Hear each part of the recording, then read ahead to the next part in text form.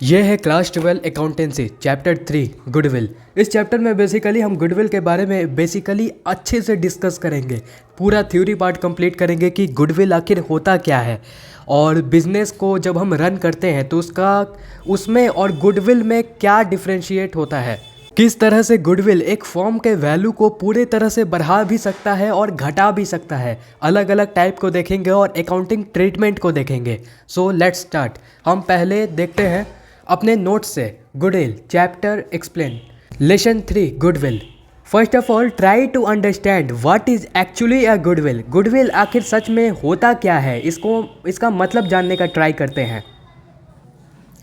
तो क्या है ना कि this is intangible asset for the firm which can help business to each higher profit than the normal profit. देखो, goodwill एक ऐसा चीज़ है, एक गुडविल को आप समझ सकते हो कि बिजनेस का रेपुटेशन है, मान है, मर्यादा है।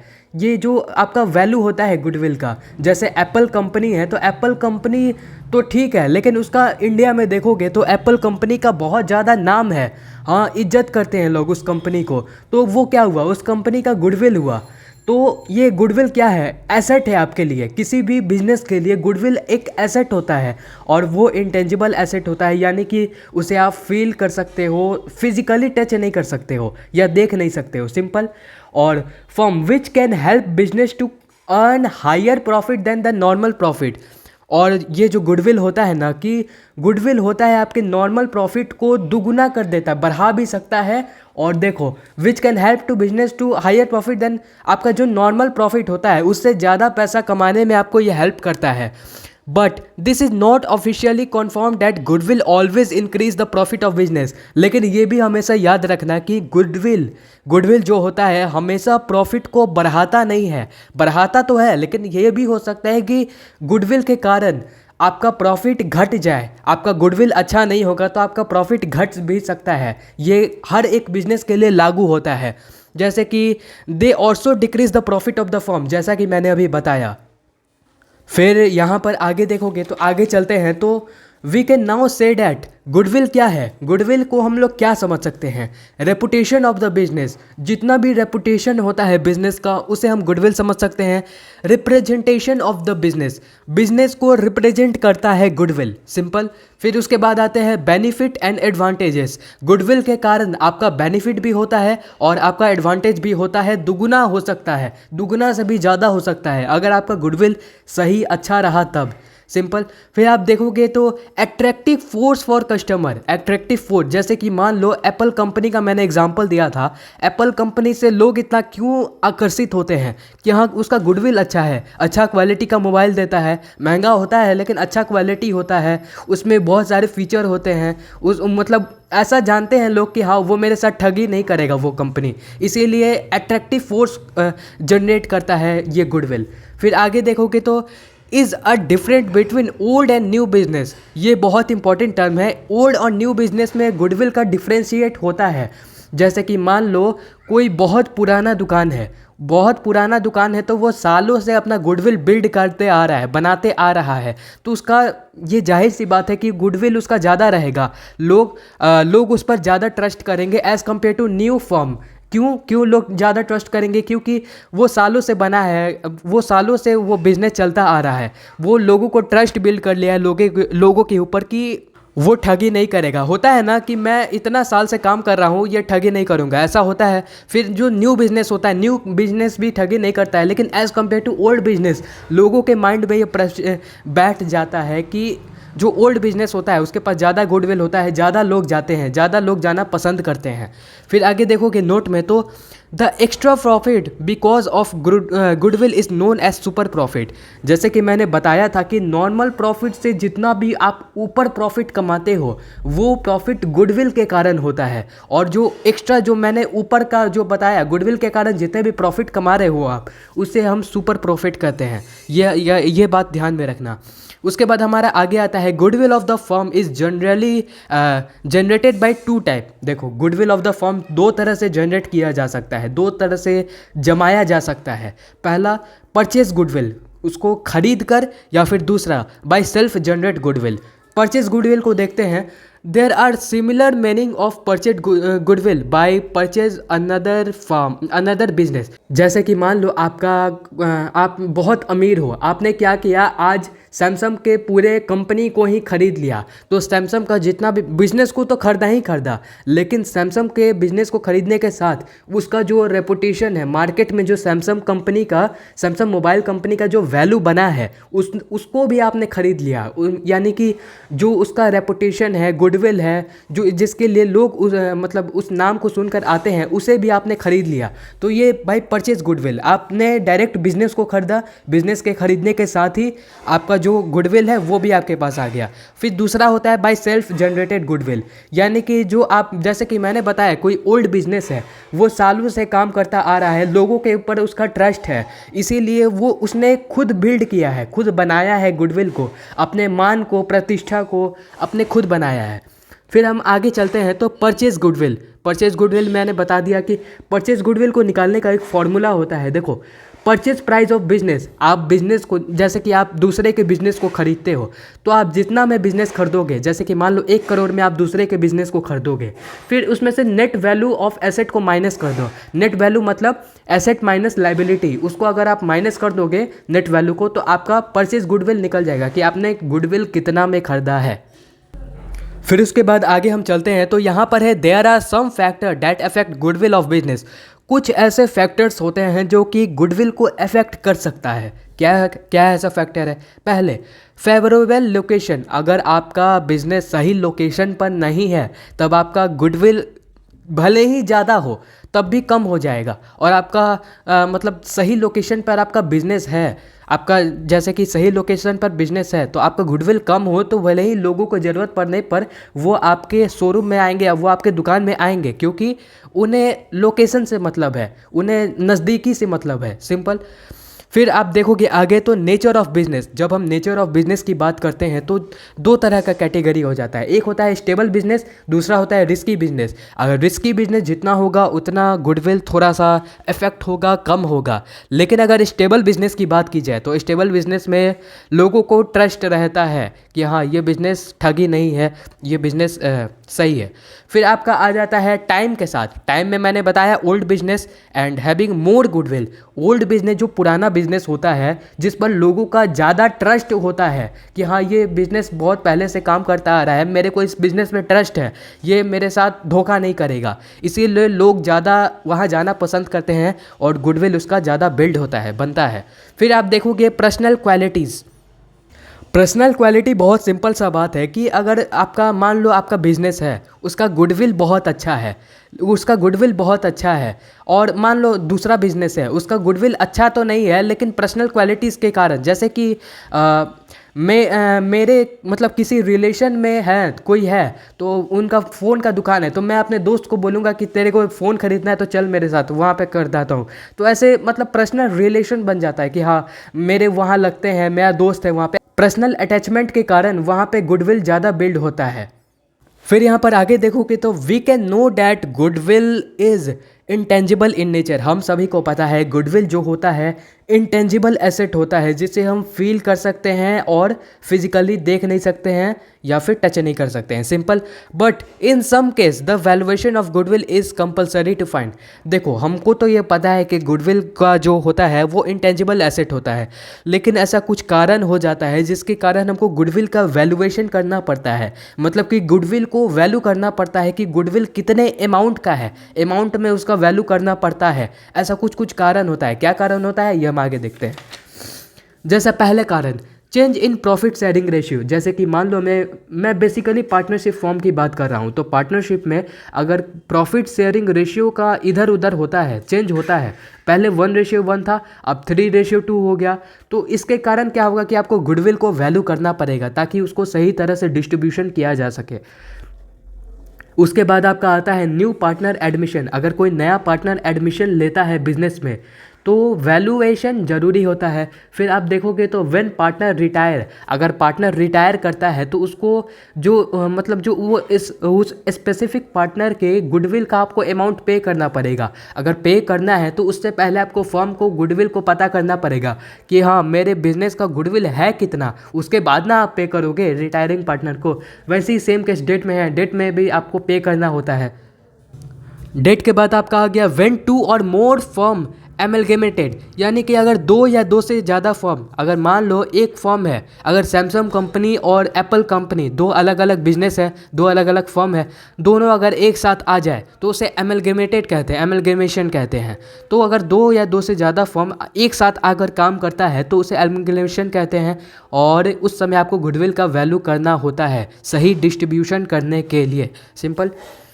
फिर उसके बाद आता है व्हेन फर्म सोल्ड, अगर अगर मान लो जब आपका फर्म बेचाता है, जैसे कि मैंने यहाँ देखा था कि अगर आप दूसरे के फर्म को खरीदते हो, मान लो यहाँ पे आपका कोई फर्म कोई खरीद रहा है तो आपको वैल्यू निकालना पड़ेगा ना गुडविल का, उसके बाद ही आप तो अपना परचेज लोगे ही, फर्म जो आप बिजनेस है उसका तो पैसा लोगे ही लोगे, लेकिन उसके साथ साथ जो आपने उतने साल में आपने अपना नाम बनाया है, काम बनाया है, गुडविल को जनरेट किया है, तो उसका पैसा भी आप लोगे, उसे क्यों छोड़ोगे। इसीलिए जब आप फर्म को बेचते हो तो गुडविल का वैल्यूएशन ज़रूरी होता है।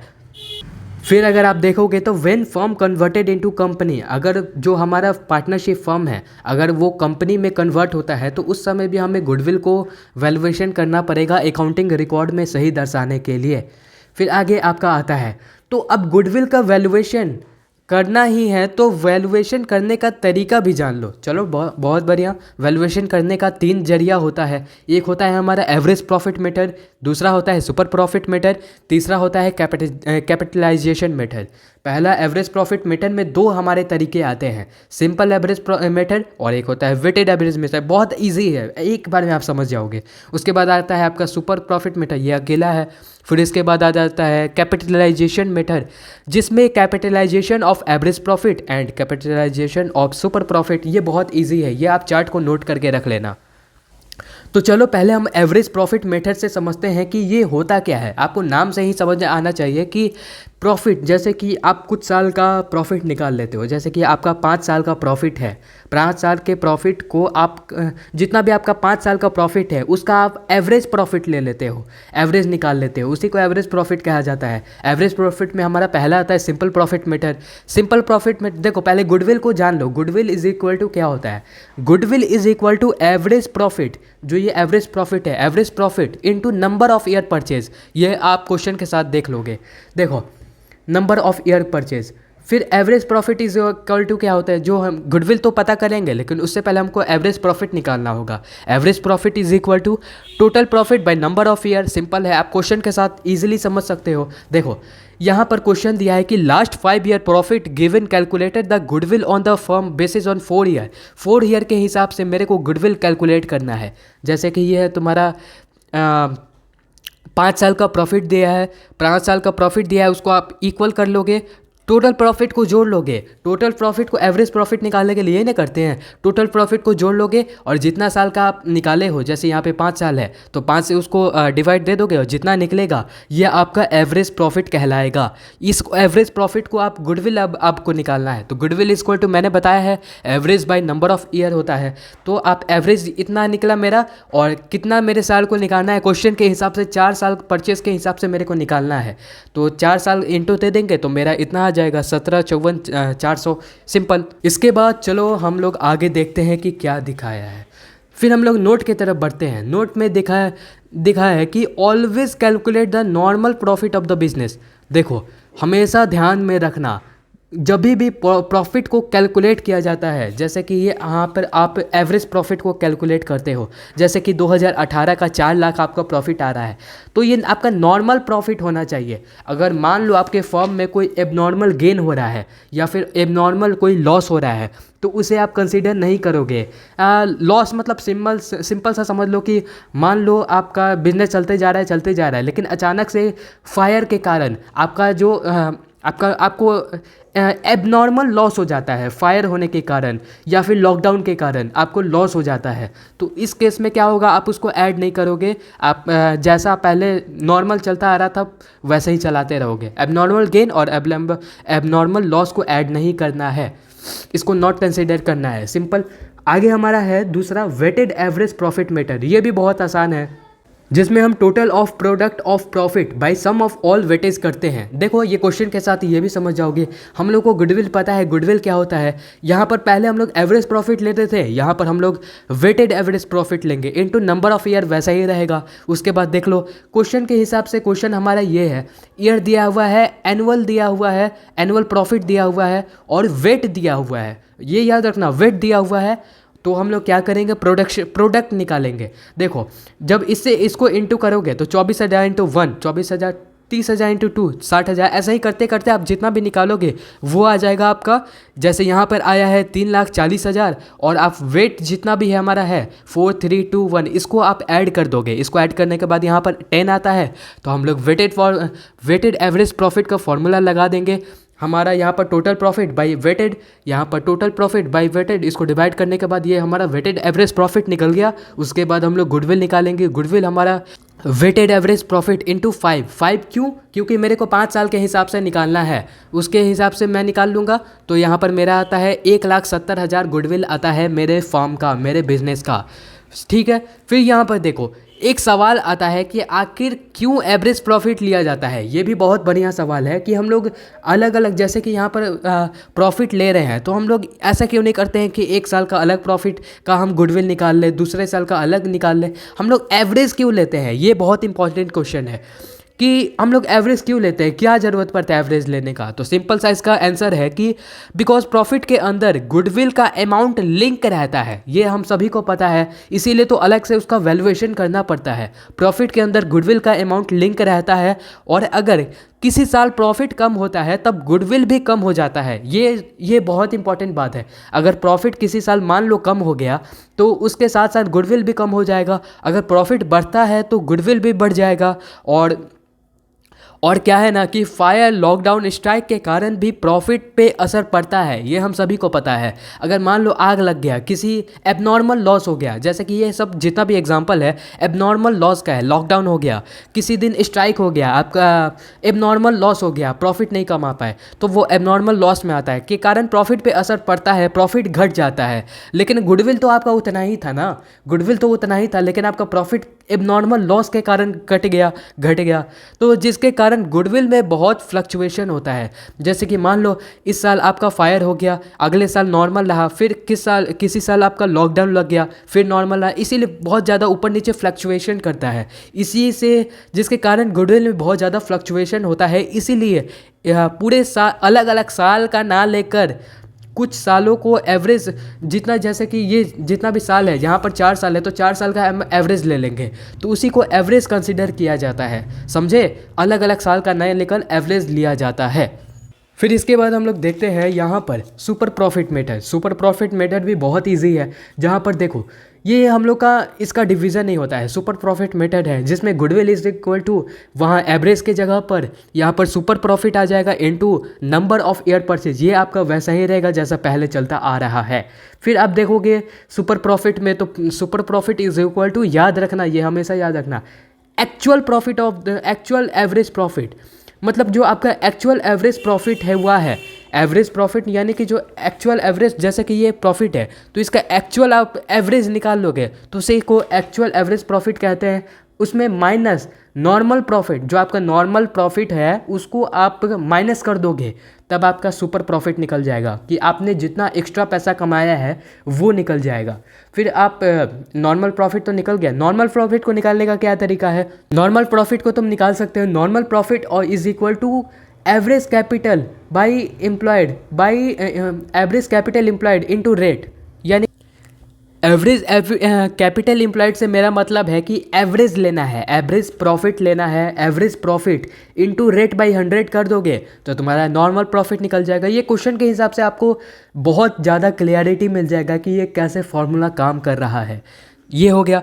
फिर आप नॉर्मल प्रॉफिट निकालने के बाद आप सिंपल सुपर प्रॉफिट निकाल सकते हो। और ये सुपर प्रॉफिट निकाल के आप गुडविल में इसको पुट कर देना सुपर प्रॉफिट, और goodwill is equal to super profit, और जितना साल का मेरे को गुडविल निकालना है, जितना साल का आप प्रॉफिट लिए हो, सुपर प्रॉफिट लिए हो, उसको इनटू कर दो, हो गया सिंपल। फिर नोट करना, normal profit means reasonable return on capital employed, यानी कि जो नॉर्मल प्रॉफिट होता है वो उसमें हम लोग को एबनॉर्मल गेन या लॉस ये सब कुछ ऐड नहीं करना है, ऐड डिडक्ट नहीं करना है। Normal profit in the sense normal profit, जिस रेट से आप कैपिटल को, मतलब जो प्रॉफिट जो फर्म का होता है उसको डिस्ट्रीब्यूट कर रहे हैं, उसे नॉर्मल प्रॉफिट कहते हैं, याद रखना। फिर देखो हमारा आगे आता है at last method of valuation of goodwill. हमारा आखिरी में जो गुडविल आता है जिसे हमको वैल्यूएशन करना है वो आता है हमारा capitalization of average profit method. ये बहुत ही इजी है। देखो कैपिटलाइजेशन में हमें दो तरीका देखा था, तो पहले गुडविल देख लो। गुडविल का हमारा चेंज नहीं होने वाला है, कैपिटलाइजेशन आ जाएगा, वहाँ एवरेज था, वहाँ प्रॉफिट था, तो यहाँ कैपिटलाइजेशन वैल्यू ऑफ बिजनेस आ जाएगा, लेकिन माइनस एक्चुअल कैपिटल एम्प्लॉयड, यानी कि जो हमारा एक्चुअल प्रॉफिट हुआ है। देखो एक्चुअल कैपिटल एम्प्लॉयड का मतलब होता है नेट एसेट, जो हमारा नेट एसेट है उसको हम इसमें से माइनस कर देंगे, सिंपल हमारा गुडविल निकल जाएगा। और देखो कैपिटलाइजेशन वैल्यू ऑफ बिजनेस को हम लोग कैसे निकाल सकते हैं, capitalization is equal to actual profit into 100 by normal rate of return. Normal rate of return है, ये आपको क्वेश्चन में दिया रहेगा, तो आपको बस फॉर्मूला से पुट करना है, इसको बहुत हार्ड नहीं है। इसको एक्चुअल होगा या फिर एवरेज होगा, ये दोनों कंसिडर करना, एक्चुअल या एवरेज इंटू 100 बाई नॉर्मल आपका जो रेट होगा रिटर्न का, यानी कि जो आप जिस रेट से आप अपने शेयर, अपने जो पार्टनर है उसको प्रॉफिट को डिस्ट्रीब्यूशन करोगे, जिस इंटरेस्ट से, वो आपका नॉर्मल रेट ऑफ रिटर्न हो जाएगा। तो आप ऐसे निकाल सकते हो कैपिटलाइजेशन। ये हो गया आपका एवरेज मेथड से। तो दूसरा हमारा आ जाता है सुपर प्रॉफिट मेथड से। दो मेथड हमने बताया था कि इस कैपिटलाइजेशन का दो मेथड होता है, एवरेज और सुपर। सुपर में भी आपको गुडविल का आपको वही चलता है। गुडविल जैसे कि आपको निकालना है, गुडविल इज इक्वल टू, यहाँ पर आप इसको कैपिटलाइजेशन वैल्यू को लेते थे, तो यहाँ super profit into 100 by normal rate of return. याद रखना नॉर्मल रेट ऑफ रिटर्न वैसा ही रहेगा, 100 वैसा ही रहेगा, बस यहाँ पर एवरेज को हटाकर सुपर प्रॉफिट कर देना है, आपका निकल जाएगा। ये आपका क्वेश्चन में दिया रहेगा कि कैसे क्या निकालना होगा, आपको डेटा रहेगा, आपको बस पुट करना और निकालना है। उसके बाद आप देखोगे तो जो मैं कब से कैपिटल एम्प्लॉयड का बात कर रहा हूँ, तो capital employed is equal to होता है नेट एसेट। नेट एसेट जो हमारा बिजनेस का नेट एसेट होता है, नेट एसेट मतलब जब हम एसेट में से, जब हम अपने संपत्ति में से, जब हम अपने लाइबिलिटी को माइनस कर देते हैं तो हमारा नेट एसेट निकलता है, उसी को कैपिटल एम्प्लॉयड कहते हैं। इसी के साथ हमारा गुडविल चैप्टर का थ्योरी पार्ट कंप्लीट होता है। क्वेश्चन आगे हम बहुत सारा प्रैक्टिस करेंगे, लेकिन अगर जब समझने का बात आता है तो इतना बहुत इंपॉर्टेंट है आपके लिए। ये जो थ्योरी पार्ट है ये आपको कहीं नहीं मिलेगा, इसीलिए इसे मतलब नोट्स बना के रख लेना, अच्छे से पढ़ लेना। तो पढ़ना तो ज़रूरी है ही, लेकिन पढ़ने के साथ साथ समझना भी बहुत ज़रूरी है, इसीलिए चलो समझते रहो। बाय।